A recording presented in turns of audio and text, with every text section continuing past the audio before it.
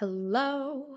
Welcome back. We are here for a brand new episode of the Repaint Reality Manifestation Podcast. My name is Karina Joe. I'm really glad to be here with you guys today. And there is someone literally walking outside right now. So if I seem very distracted as I begin, someone was going forward and backwards and kind of all things. And I was like, what is happening? But now that I'm focused, I am so glad to be back here. So the last time that I did one of these, I got to do this really cool interview. I think that's the last one I did. And it was right after the shop opened. Because you know how this goes. I've been doing these bits for you guys as inspiration hits, as it just like circles in my mind to the point that I can't help but record the podcast. And so the last update was that, the shop just opened a brand new gallery. That was a big, long time manifestation. Living downtown, big, long time manifestation. New updates, I think, since the last episode. I am now married, which is really cool. I remember in the Love Bug episode, I told you guys that I'd give you an update if I manifested, a partner throughout my singlehood, and I told you like the plan on how I was going to do that, and like what I was doing with myself and how I was holding space and the way that I was like aligning. And holy smokes, you guys, like,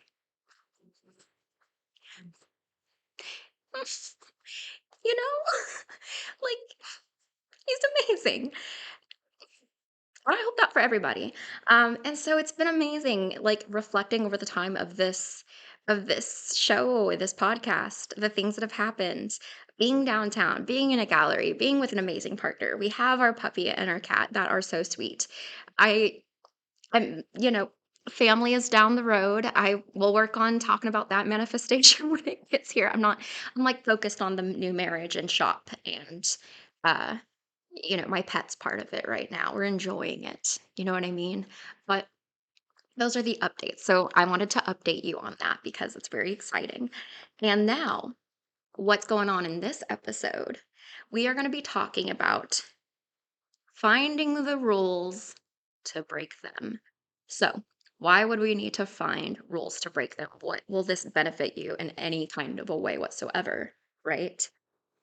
This has just been going on in my mind. So I had this really cool part of therapy when I was in therapy.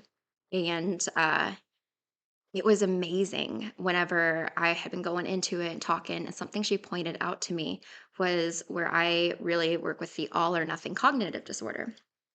And I was like, ooh, what's this? And I read about it. And it's just this deep desire. And I think so many of us really, really, really, really, really lean into this one way or another. I think it's so natural to fall into, and especially in today's society. We all want to do good work, but it's this concept where you go in and you're trying to you like your brain can paint what it means to accomplish something, right? Like, or to do something, any task, anything in front of you. And suddenly it's like, okay, I've got to do then this and this way and that way and this part and that way and that. And so whenever this happens, it's like your brain goes, okay, well then when I'm ready to do it like that, all of it to the T, to the perfection, once I'm ready for it to be perfect, then I can go ahead and pursue the thing. And then it leads to it being like, so when I'm ready, when I have all of it, and before you know it, that means that you're actually doing in this exact moment nothing. So, like, waiting to one day be ready. God knows when we'll be ready, right? For anything. That's why I really liked the concept of comfortable in the uncomfortable. If we haven't done a podcast just called that, like an episode on that, we should probably do one. But this concept that we have here is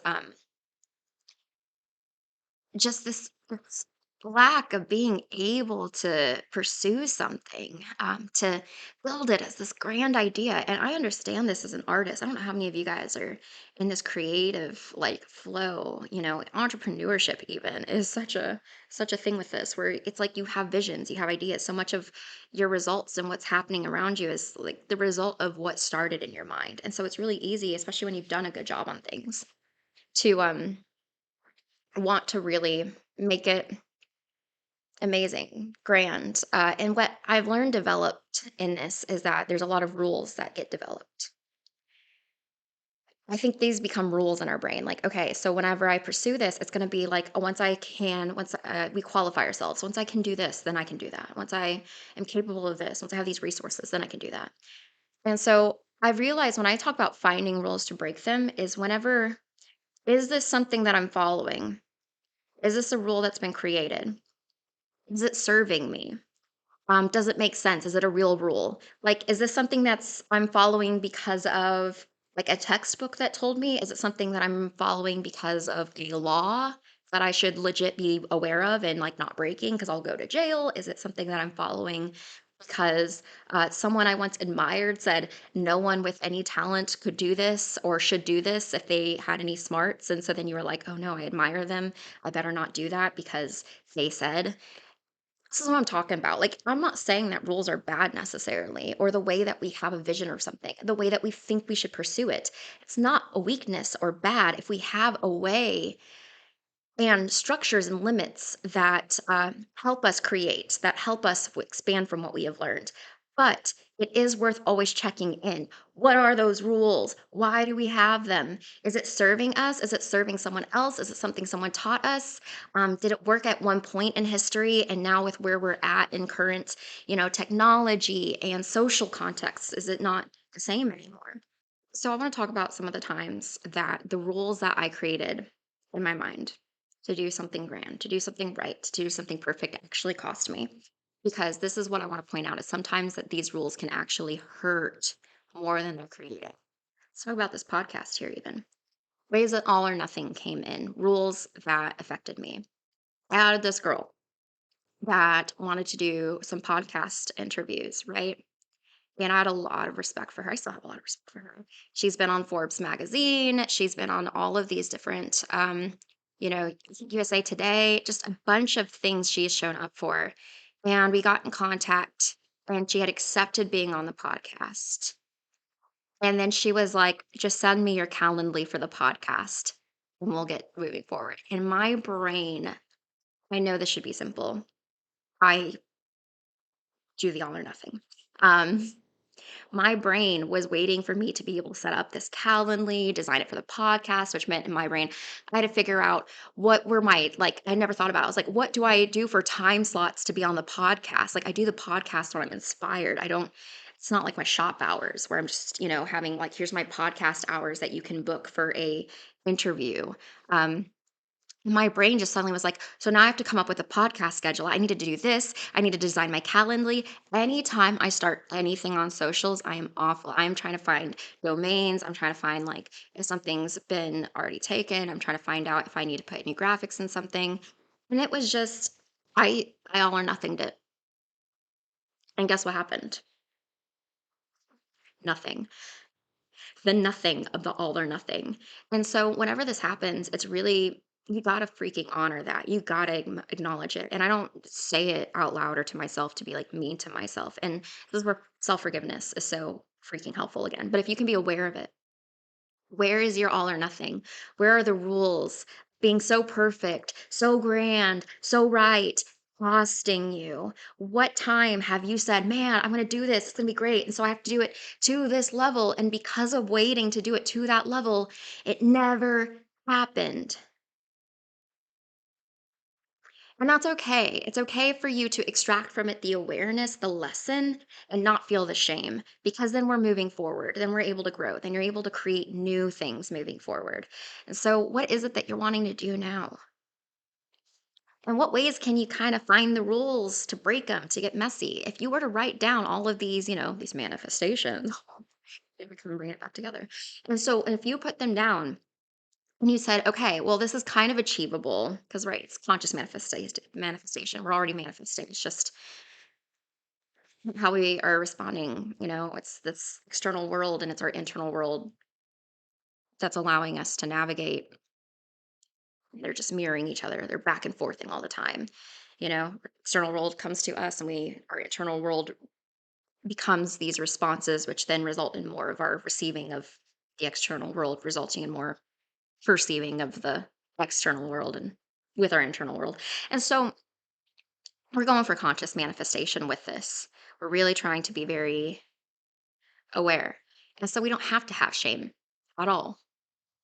It doesn't serve us. The goal with the shame is like this justice, a sense of justice, right? Like, oh, if I shame myself enough, then I'll feel bad enough. And if I feel bad enough, I'll change it. There's a little truth to the fact that pain will allow change because of the fact that the subconscious mind will allow you to it'll take the path of least resistance. It's going to take the path that's the least painful. And so, to a certain extent, you do want to acknowledge pain a little bit, just because of the fact that it allows your brain to say, when we avoid it, when we like are like, I do not want to think about the pain, it becomes this really nice avoidance tactic where we're just like, okay, then I won't change. I'll stay in the comfortable. That's why I love comfortable and the uncomfortable concepts. It's because that we need to pursue things that are outside of our comfort zones, or else we will just stay very comfortable in things that we don't actually want because we're ignoring the pains as opposed to just saying them out loud so we can feel them enough to change. Ignoring is a safety tactic. And so if you can look at the times that you all or nothing, that you had rules that kept you from pursuing something that you wanted, that you desired, that you envisioned, and that doesn't mean we're done. Like you still have time. You're here. If you're watching this, if you're listening to this, you're like present. You have time. Try, do the thing, start playing, start alchemizing with your mind and the energy. But find those rules. What are the rules? Where did you say that you had to do it like XYZ? Where did it have to be perfect? Why is it that you couldn't do it yet? And how can you just start doing it messy? How can you do it, kind of rough? How can you do it and do it anyways? Um, my first book, this was a time that I think it ended up successful. I half knew what I was doing and half didn't. I knew that I wanted to create this poetry book. I knew I had all of these poems collected, but I did not necessarily know everything when it came to creating the poetry book itself. I had created one book for someone else before, but it was a memoir. And so there's a little bit of differences, right? I mean, I guess my poetry book is almost memoirish in its own way, but not, you know, this is poetry. But because of that, I just sat down one night and I just started having to figure it out, and I had to just make choices. And this is what comes up is that you start to have to make choices. You have to commit. It's just like if it's not perfect, if it's not what you thought it was, you just got to start doing it. And it's okay if it's a first rough draft. My favorite thing when I got college in my creative writing classes, back when I was a creative writing major, before I was like, screw this, I'm going to be a single major, not a double major. I and I still minored in it, but it was one of those where they so strongly emphasized, and I never forget this, but they're like, you need your shitty first draft always. And I continue to struggle with this in other areas. I still struggle with that in writing. I still think that I need to like have the poems never edited and that I should be only like putting in things that are um like have been written the first time because of when I was here's an example, because of when I was a kid and they were like, who was it? Mozart or Beethoven? It was one of them. They would just have all of these musical writings written out, and the fact that they were like there was no eraser marks and like they did it on the first try and they just knew, and I was like, oh, that's what you have to do. You have to like see things in your brain and you just have to like make it concrete the first time, and then it has to be that. And if you're like talented, then it is proven. And if not, like no edit. Like we can edit. We have so much editing tools. And so it's okay to try things because you want to try it. Like I could make a book if I wanted that was just unedited, I guess, as a choice to prove that I did it on the first attempt. And I probably should have edited my book more. And then I made a second book one day at 4 a.m. because I had a manic spree of being able to write. And from what that evening, I had a mini poetry book that was like in prints and everything that I wanted to just be like a little tiny, like made in house variation. And that's where, and it's not nearly as legit as the first one when it comes to having like a full table of contents and everything. And I might go back and do it again. But that's what I mean is that now I can go back, do it again, edit, make new choices. And that's where it's just come in to make choices. Try to make choices instead of being perfect.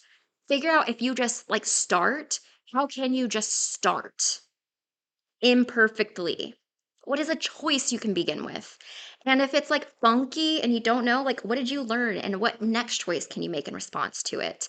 You do not need perfection. You do not need all of the rules. Did that rule serve me that it has to be like the first draft so that people never see eraser marks? No, no one's ever going to see in a published book if I erased anything when the finished piece is typed in.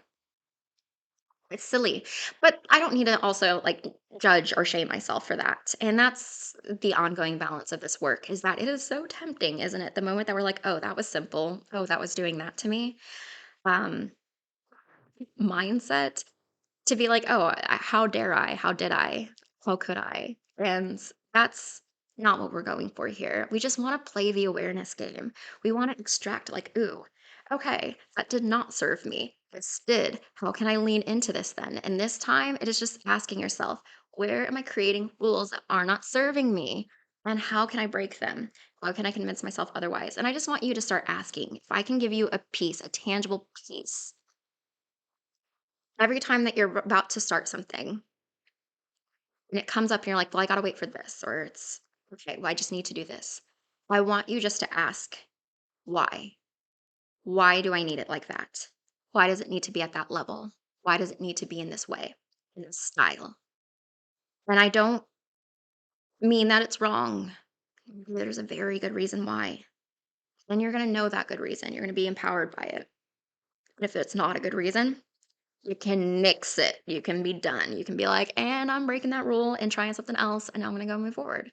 Um, Man, isn't it crazy? Even as I do this, one of the rules that I used to have, that's been playing with me now is that now that I've been recording the video part of this, as I do the Repaint Reality podcast, I have recorded a lot less podcasts because of the fact that I feel like I have to wait until I am able to have my camera out and my microphone and everything else and be in a setting for all of that. And so I really debated even with that, is that a rule worth following that I want to stick to? And when I asked myself that, I decided after a while, if it comes up and I have to rip podcast because it's like circling in my brain and it's not all like camera ready. I don't have all my stuff. Then no, I don't need to. But the reason I want to, the reason I desire to, is to create more access. I am aware that visual access can create just a different piece of tangibility and context for people to be able to absorb this information. And if any piece of this ever helps someone, I mean, heck, if anyone ever was like, wow, I got like 15 projects done suddenly in like a week because of the fact that like that rule was actually stopping like 10 things, 15, 20 things in front of me that I was almost done with or in the middle of pursuing until I just like had a rule and itch each one of them that caused me. Like that would be worth it. And if it's because it's in video that someone accessed it instead of it just being on the podcast, worth it. And so that's what I mean by asking why. Why am I making this rule for myself? Does it serve my overall goal? Is it worth it? Or am I just preventing myself from actually reaching what it is that I desire? And I'm wishing you guys so much love. I'm sending you massive, massive, massive, massive, massive, massive, massive good energy. And I hope that you're having a great day. Feel free to reach out. Where can you find things? You can find things like you can find me at, at Hello Karina Joe, Karinajo, over on Instagram. You find the Repaint Reality podcast over on Spotify. Maybe we'll expand, maybe not. I'm not allowed that all or nothing to like break me. No go. Uh, we'll do it when we'll do it. And then we have some Catch My Eye Magic, which is the shop I am in currently in downtown Hot Springs. If you've been coming by to visit us, thank you so much. We have a sound bath later today and guided meditation that's free for the public. True. And so if you want to join us, please do. And if you don't, that's okay. You might be far away. But you have access to things like this. And so if you go and find Catch My Eye Magic on the YouTube or the Instagram or the Facebook, you'll find us there. Um, and at Hello Karina Joe on YouTube, which is where I'm going to be showing this, of course. Almost forgot that. And so I hope that you guys are having a great day. Come by, come hang out. If you ever want a reading, if you're ever wanting Reiki, if you're ever wanting manifestation one on one, you know I got you. Like this is what I do. I love it. So come talk and let's do the thing. And I'll see you guys so much later. Like not so much, but like, you know. Later. Bye.